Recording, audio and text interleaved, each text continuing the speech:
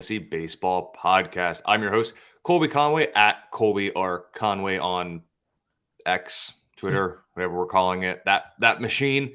I am over there at Colby or Conway. With me, as always, Matt Selz at the Selz Man. So, Matt, we got a action-packed episode today, really, as we're going through this. A lot of injuries. We had a UFC edition of a game over the weekend as well. So that was interesting. We actually got to see an actual, not that we're rooting for it, but an actual fight in baseball. Fight. Yeah. Yeah, because typically all we get is the running of it's like it's like in the old timey like Viking movies before they start fighting. It's just these two walls that kind of just like push back and forth and nothing really happens. So we'll talk a little bit about that. But before we get into talking about Tim Anderson's jaw, how are you, Matt? Better than Tim Anderson's jaw. Let's put it that way. Yeah, there's a lot to digest in that fight. It was, again, not condoning fighting, and it seemed to be an interesting start to the fight because it just looked like he slid through the 5-hole. I don't know, but I'm good. You know, it's a weird time where we're like down to, I guess, the home stretch in fantasy baseball and fantasy football's gearing up, and so this is the time where you can actually make hay in your leagues because the guys that think they're okay and then turn their attention to fantasy football drafts, you can start picking people off the waiver wire before they get them. But yeah, can we talk about how the ump made like transition from a baseball umpire to a boxing ref like immediately, and that was awesome. And the call from, I guess it was the Guardians announcer, was phenomenal. Using the Down Goes Frazier reference for Down Goes Anderson. That was he calls the play and then immediately transitions into the fight. So I have a feeling we're going to be using that the way we've been using Tom Brenneman's apology / home run call for a while to come. And then can we also talk about how in a fight or a brawl, whatever word you want to use, I know baseball, we love the term brawl. You know, other sports we say fight, but baseball gets brawl for some reason. How Eloy Jimenez still managed to limp away in something that had no business concerning him whatsoever. He still manages to have to limp away. I mean, this guy is either, I mean, we know that there is some injury prone to him with the amount of just soft tissue injuries that he's had, but you just got to have this element of just complete unluckiness with him as well. It's starting to concern, like, is he just too big for his frame? Like, is his body just too big? Or is he always wrong place, wrong time? Always. Yeah, there's not really much you could do about just being too big, but like, also, Tim Anderson, for future reference, if you're going to get into a fight, don't drop gloves with a dude who's a switch hitter. Because I'm pretty sure they're equally strong from both sides. Well played. That's pretty good. Just saying. Somebody brought that up, and I was like, excellent point. Don't. It's not like you're dodging the right because he's stronger. No, he's a switch hitter. So, do you see the clip with the sonic rings coming out of Tim Anderson? Yeah. I threw it back. That was good. Anderson was very quick to drop the gloves, and one of those things, like in baseball, where no one expects an actual fight to occur, you can use that element of surprise when you kind of like right. It's not like hockey where dropping gloves happens all the time, and both know what's happening. But like the second Anderson dropped both gloves and put the fist up, like Ramirez knew what was happening. You know, if Anderson slyly maybe, you know, kind of goes for it, maybe he gets the upper hand there. But once he dropped first and stood there and made it known what his intentions were, he had already lost. It was he was going to lose to KO Jose Ramirez. Yeah. Jose Ramirez is what we're calling him now. Also, Pedro Grifol, nobody's buying that it was a scheduled off day for Tim Anderson. No. Like on Sunday, he wasn't in the lineup, and they asked him, and they said, it's a scheduled off day. No, it's because he doesn't know where he is. He's concussed, which means if Tim Anderson played on the Yankees, he'd still be in the lineup for another 2 months before anybody figured it out. Yeah, that situation with Rizzo is not good. That's not. So how do you like? I was in favor of keeping Aaron Boone as manager of the Yankees because I think he's done a fantastic job getting massively flawed rosters to the playoffs in a very deep AL. I can't endorse that now. If you're next to a guy in the dugout and on planes and buses and team hotels and meals and watching him play and not catch up to pitches he should be pounding for 2 months, you and the hitting coach and the bench coach and the training staff, which by the way we'll get to later with another injury, and the GM should all be fired. Like, it should be a clearing of the house in New York, because you cannot let you cannot, like, watch the replay. You can see his head snap back off of Tatis's thigh. Like, it snaps to a point where it snaps and the hat readjusts itself. And you're telling, and then he's woozy. Watch him walk. He can't even walk away from the bag. And you're telling me it took 2 months to figure out the guy is concussed? And he had to come to you and say, hey, I haven't been sleeping well for 2 months. I'm not myself for 2 months. It's like, you gotta, because if I'm a free agent, I'm not going there. Mm-hmm. I'm just like, that's fear for my health. I'm not signing with you. It's the same thing we saw with the Washington Redskins /football team /Commanders, who ignored a guy's cancer diagnosis. They ignored concussions. They ignored ACLs. They ignored all sorts of stuff. And teams, like, players wouldn't sign there because they were afraid for their health. Same thing's going to happen in New York now. What I will say is, if you have a subscription to The Athletic, there's a really good article. I read it. I believe it was yesterday was when I read it, because that's when it came out, by Chris Kirschner, or Kirschner. I'm going to say Kirschner because that's how it's spelled. Definitely go read that. Very, very interesting, and a kind of tell-all right here with Anthony Rizzo. So make sure you go check that out. I do want to get to some injuries with the Rays, but since we're kind of with Rizzo here, let's kind of just start with the Yankees. You and I have cooperatively and collaboratively poo-pooed on Carlos Rodon this season, given everything that occurred with the injury. That's not anything to worry about yet. He wasn't throwing and nothing was happening. He kept getting shut down for weeks at a time, for different things. And now we have hamstring tightness. Yep. I don't even like, and even when he was on the mound, those fantasy managers that were dying for him to come back, you got jack squat from him. And now he's injured again. I believe right now it's still hamstring tightness. I don't believe he's been placed on the IL as we're recording this Monday, a little before noon, but it would not shock me if he ends up for another IL stint. Just fantasy managers have gotten nothing from him this year. It's been bad. Yeah. Also, the start he came out of, it's not like it was going smoothly before he left the game. Just another bad one. That was not good. And again, this leads into the whole Yankees trainer situation. Like, you're telling me the only pitcher you can keep healthy is Garrett Cole? And by the way, if you want to see the definition of one pitcher carrying a staff, go look at the WAR difference between Garrett Cole and everybody else on the Yankees, whose entire WAR I'm not sure adds up to Garrett Cole's WAR. And it's not like Garrett Cole's WAR is massive. I mean, it's 4.8, which is pretty nice. But there's so many negative WAR pitchers right now for the Yankees that anybody else that's above 1 gets taken down to basically 0. It's not good. He's definitely droppable at this point. If anybody wants to pick him up and milk him for 3 good starts the rest of the way, sure. But take him off your roster. Don't even worry about him. And we'll start again next year, maybe. I don't know. Nah, we'll just do it all again. Yeah. We'll just do it all again. But, you got the Yankees, another team in the AL East. The Rays add to their league best starting rotation in terms of pitchers on the IL. Shane McClanahan goes. He's actually getting more opinions on that left arm of his, which to Not me great. Can't be good. That's how I see it. Because basically how I interpret it, as someone who is not in the medical field, nor, has any really knowledge on the situation.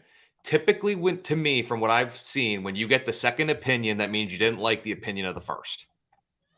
Correct. That might be a generalization, and it may be a bit presumptuous, but typically you get the second opinion because you don't like what you heard in the first one. Right. You're going for a second opinion to find out if there's any wiggle room to, do I really need what they just told me I needed? Mm-hmm. Right. You're like, hey, maybe this guy will be on my side. It's like when you don't get an opinion in a courtroom, and so you file it in a different court, like different circuit, so that you can get somebody that agrees with you. Right. That's not great. I mean, I'm all for getting as many opinions on something to be sure about it as you want. But anytime I hear a pitcher going for a second opinion, it's almost never a good thing. And health willing, McClanahan probably would have won AL Cy Young this year. He was absolutely excellent. He had a rough little stretch that he went on the IL with, I believe it was like back tightness, I believe, or back soreness earlier in the year. Now he's there with the elbow. Do you think we see him again in 2023? I know we're foreshadowing here a good bit because we're still very early as information's being collected, but I'm a little skeptical, to be honest. Same here. I mean, I can't make a guarantee at this point, but is there something they can do to shut him down for like 6 weeks and then somehow have him for short bursts of the postseason if they make it? Because that's a question too now, because now they're out of the lead in the AL. I don't know how they catch the white hot Orioles at this point. Can they hold on to what's becoming a very crowded three-way race for AL wildcard?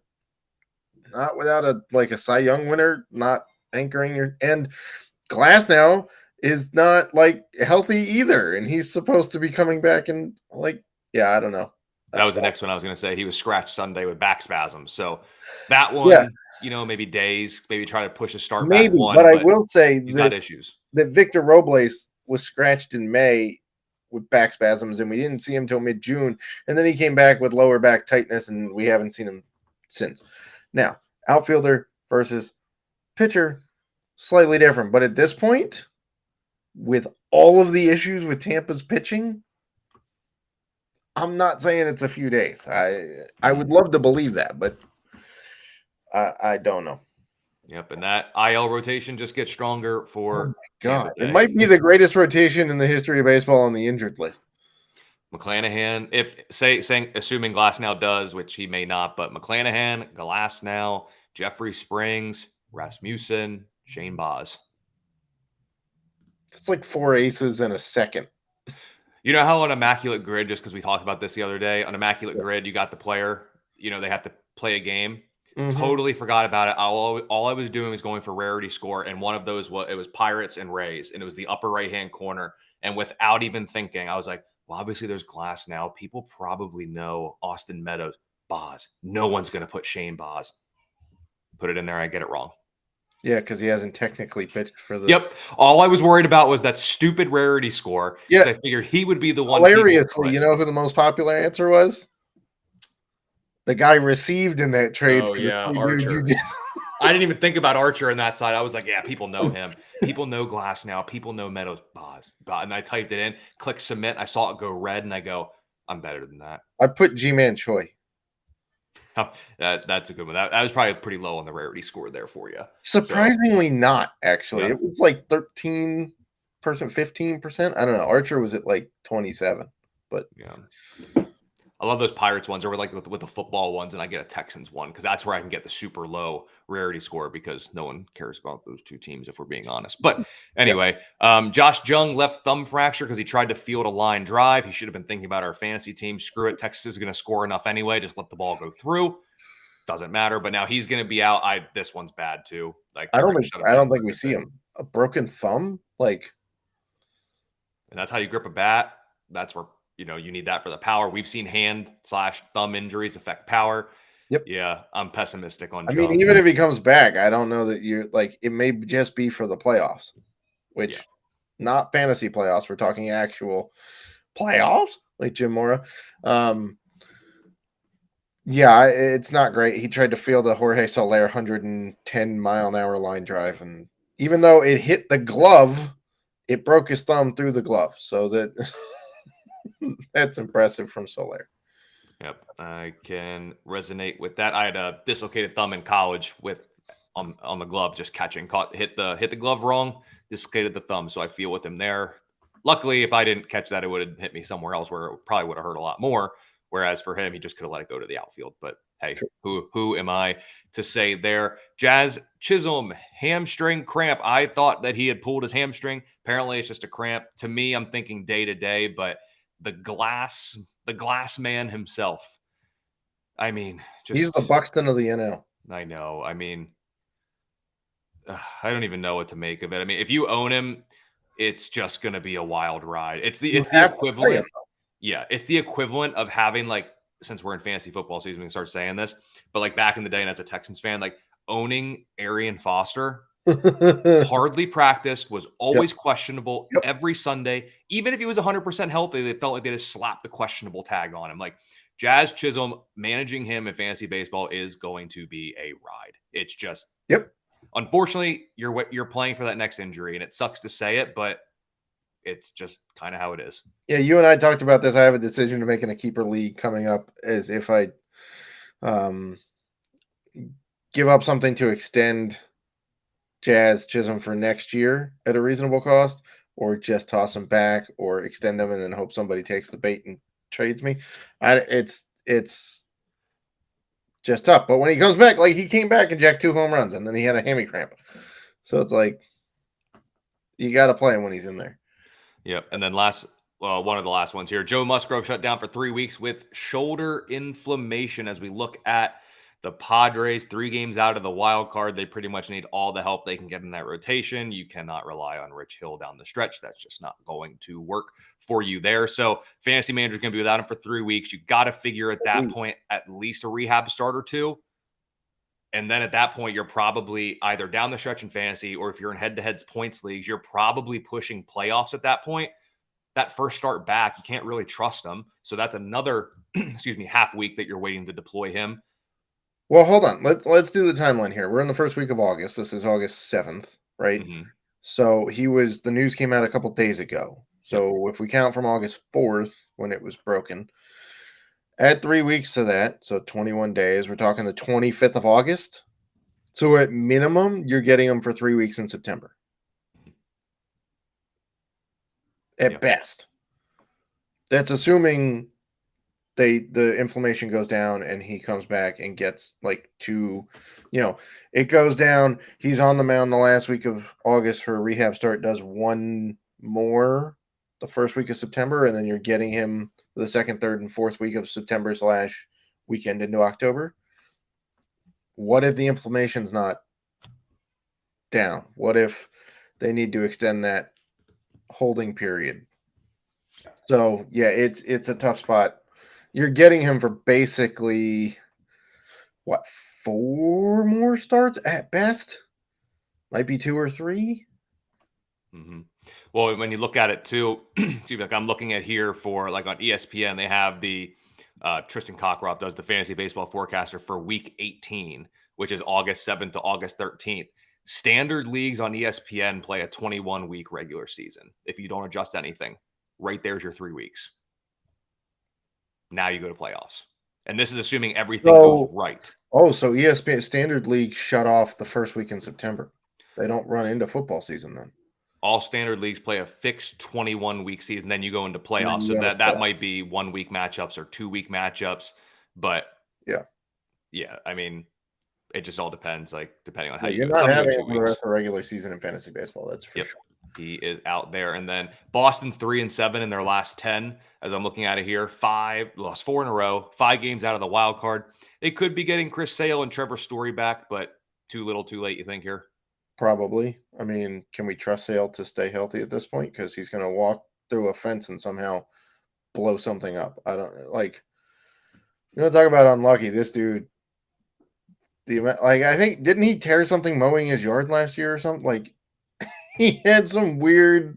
I thought it was riding a bike. Riding a bike. Okay, similar. It involves a wheeled vehicle. Yeah, a wheeled vehicle of some sort. At least there wasn't blades involved. I don't know. I think it's probably too little, too late. The AL East seems to be coming down to, I think we're getting 3 teams in the playoffs out of that with Toronto and Baltimore and Tampa. I think you are right as well. So, of course, over at FantasyAlarm.com, Justin Fensterman does the injury report. Take a look there for all the injuries, including some of the ones that we've talked about here, as broken down by the incomparable Justin Fensterman. So, Matt, flavor of the week, something that we do every Monday that we record when this airs, whether it ended up being Monday or Tuesday here. But flavor of the week, I'll go ahead and jump in first. I said Tim Anderson and graham crackers. Now, before we got on the air, the way you said it was really good because they crumble, which was actually a really good way of thinking of it and kind of parlaying that into something comical there. But the way I kind of looked at it was, you make s'mores, you buy a whole box of graham crackers for making s'mores, right? Correct. They come in those package, like the one box comes in like 4 different packages of graham crackers. Once you open one of them, it's all downhill for those graham crackers because you either have to eat them all or you're going to close them up. You're not going to make s'mores again for another couple of weeks. And then by that point, they're stale and disgusting. And it's a perfectly good box of graham crackers are ruined. Same thing with Tim Anderson. Coming into the year, he's had a couple decent years in the past. We've opened it. He doesn't have power. The power gone like a stale graham cracker. And I guess now in this case, he crumbled like a stale graham cracker would. And really, ever since this season began, it's been all downhill for Tim Anderson. His reputation, his standing in Chicago is waning. It's not getting any better. You can't unstale a stale graham cracker. You can't do anything to bring it back. It's toast. Wrap it up, throw it out. It's pretty much all you can do there. So that's my flavor of the week. Matt, what say you? Mine, we're going with a little bit. We're sticking in kind of the sweet food, slight dessert deal here. We're going with Angel Food Cake. Angel Hernandez came back, and his first game back immediately blew a call. Like, plain as dang day, blew a steal attempt that they then had to review, and the Nats broadcast was puzzled why it even had to go to review because it was plain as day in real time. The visiting broadcast was very puzzled as well. Now he was behind the plate in Sunday's game, missed 23 calls. 23. It's his lowest correct call percentage in a while. Now, get it. He's missed time with a health thing, which, by the way, if you eat too much Angel Food Cake, you can get health problems from that, right? Mm-hmm. The other way this ties in, not just the name, Angel Food Cake is better with help, right? Frosting, icing, a filler, whatever you want to put in there. Angel Hernandez gets better with help. What does that help? Robo-umps. Every time he's slated to be, if MLB wants a test program for this, every day that Angel Hernandez is slated to be behind the plate, replace him with a robo-ump and compare their scores. Have him call a game, but it doesn't actually count. Have the robo-ump call the game, but it does count. And compare their scores. He's just terrible. I don't know. There's no other way to put it. He just needs help, and that help is not ever being behind the plate or really on a baseball field making calls. He wonders why they never put him in position for postseason games. Well, maybe you shouldn't suck, and then you would get postseason assignments. They ain't racist. They're just against bad calls.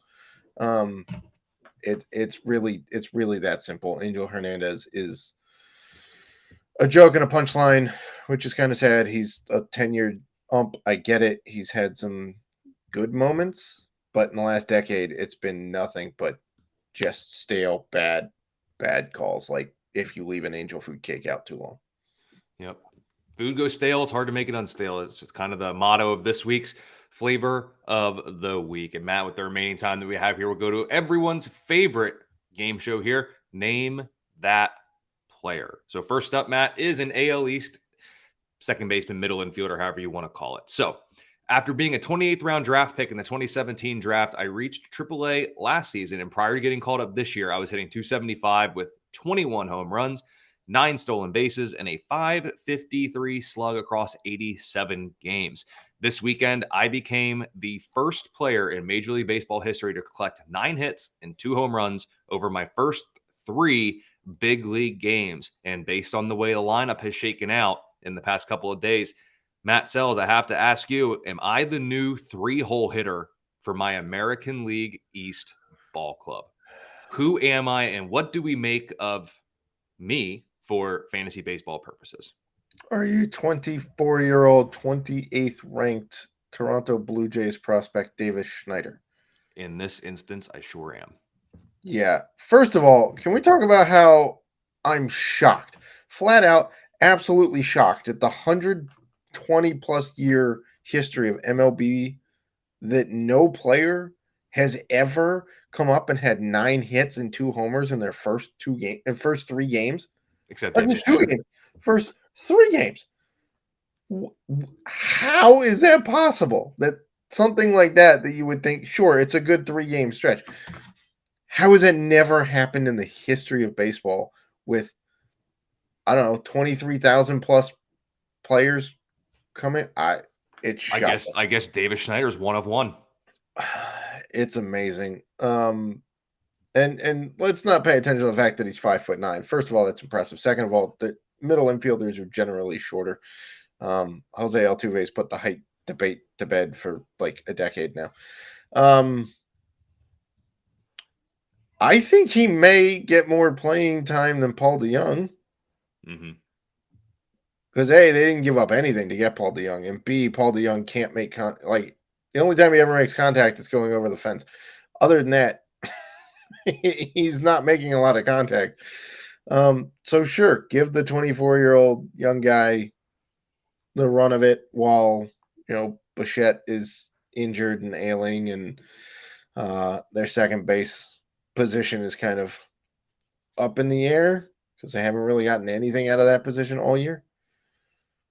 Yep. And then when you look at it too with Schneider, I mean, he hit 9th, 8th, and then 3rd. It is worth noting in that game where he hit 3rd, Vladdy Jr. did have the day off. So he's their 3-hole hitter. Where do you think Davis ends up hitting here? Because like I said, we've seen him at 9th, 8th, and 3rd. He's not hitting 3rd. He's not hitting 3rd. I could see him hitting, I guess, 6th. I don't know. Any chance he gets him at bats in the 2-hole while Bichette's out? Because right now, since Bichette's went down, Brandon Belt has been their 2-hole hitter in 5 of 6 games. George Springer being the 2-hole hitter in the other one. Any chance he can get second, or do you think he's going to settle into that 6 range after Matt Chapman? I think it's a little presumptuous to put him in the 2-hole. I mean, Brandon Belt isn't what he used to be, but he still is a professional hitter. And the idea of a 2-hole hitter is to get on base and also see a bunch of pitches in front of your cleanup dude so they can see what things look like. Belt does a pretty decent job of that, even if he's not getting productive at bats. He's taking pitches. So I would say that Schneider probably winds up in the 6-hole going forward, which isn't terrible. But part of me is rooting for him to keep just swapping around so he can also tie Christopher Morel, who's hit a home run in every spot in the batting order this season. He's the 4th dude ever to do that. So I don't know, part of me hopes he keeps moving around and jacking homers in different parts of the batting order. And the other thing to consider is too, maybe it's something where while Bichette is out, Brandon Belt did hit second with a lefty on the mound. Belt hasn't hit lefties to save his life this season. Maybe it's something against righties. He hasn't done it in a couple of years. So right. So maybe it's more against righties. He's going to hit 6, because in that case, I get Brandon Belt hitting second. He hits righties well. I get it. Maybe against lefties, we see Schneider hitting the 2-hole while Bichette's out. I think that is very possible. And Matt, we got about a minute left, so we're going to go through this one pretty quick. But AL Central outfielder, I had a rough stretch to begin the season. Team brought me back up after the All-Star break, and I've been pretty good, especially of late, posting a 769 slug over my last 43 plate appearances with 6 home runs. My strikeout rate is absurdly high, so there's a lot of concern here. And at the big league level this year, while I have an excellent 319 ISO against right-handed pitching, I'm hitting under 100 against lefties with a hard hit rate of only 22.2%. My name is very popular right now amongst waiver wire additions. Do you know what AL Central outfielder this is, and what do you expect the rest of the way? This is a very good question. And no, it's not coming. It's not coming to mind. Plays for the Twins. There's he has the same first name as you. Wallner. You got it. I don't know what to make of any of these Minnesota bats, to be perfectly honest. There's 6 dudes that fit this description, which is why I wasn't quite sure it was Wallner, because they've had first-round picks come up all year who look like they'd be good, and then they struggle. And so, no, I'd just leave them. Yep. If you do pick him up, flash in the pan, try to catch lightning in a bottle, but he may be off your team in 2 weeks. That's just the way it goes with these Minnesota outfielders, because he strikes out just like they all do. Yep. So anyway, that'll be it for this week. We will see you later this week. It'll actually be Matt and another guest. I will be at the Fantasy Football Expo, so I will not be there for that. But give me a follow on Twitter at Colby R. Conway, at Matt, or at the Selz Man on Twitter for Matt. And we will see you later this week with the next edition of the Fantasy Alarm.